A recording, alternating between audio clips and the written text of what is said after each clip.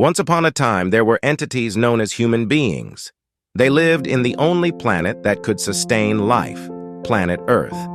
They were richly blessed with all kinds of beautiful things in this world. They even could exercise authority over other forms of creation, such as plants and animals.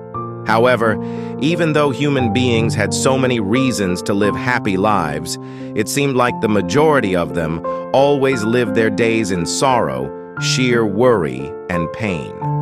They would constantly chase after some form of success they believed would make them happy and feel better, such as money, fame, wealth, career success, and love.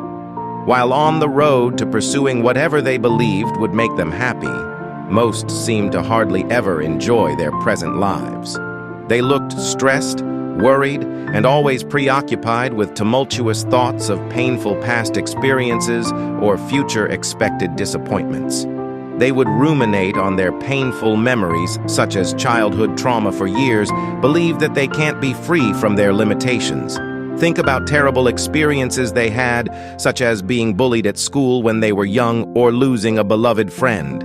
At times, such thoughts would make them give up on people, as they would conclude that everyone they meet in life might hurt also them too.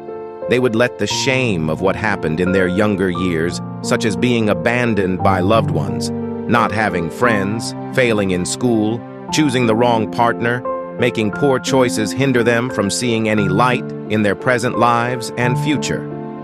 Their lives became cluttered with all the negative things they didn't even want anymore.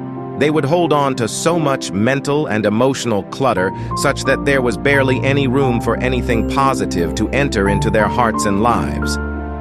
This way of living became ingrained in their being. They became creatures of habit who would habitually fail to fully live in the now. Since most of their energy was spent either suffering from thinking about the unpleasant things that happened to them in their past or having anxiety about the future, they were left with very little energy to use to create success in their present reality. This gave birth to more problems. Since they would poorly apply themselves to the abundant opportunities they had in their present reality, this would cause them to recycle their painful past and inevitably have a disappointing future.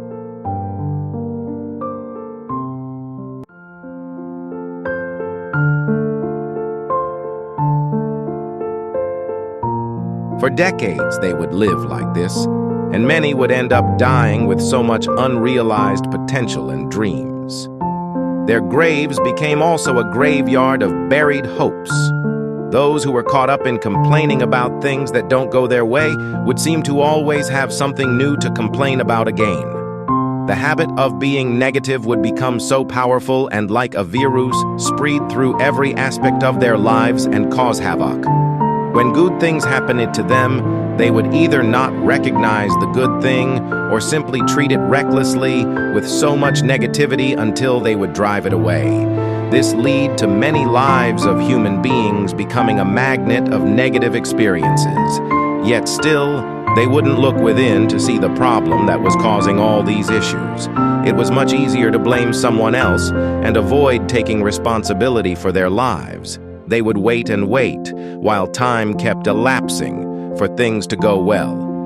They would wait for happiness, not realizing that they had the power to transform their lives and live happily.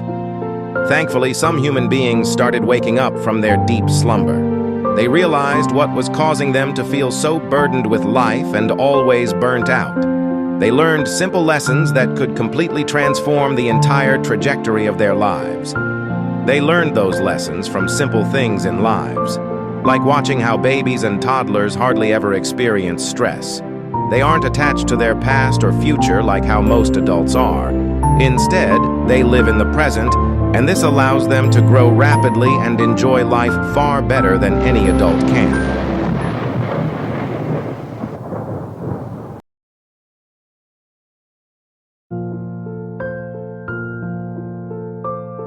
The lesson became clear. The answer to happiness is found in the present, not yesterday or tomorrow or last week, but now.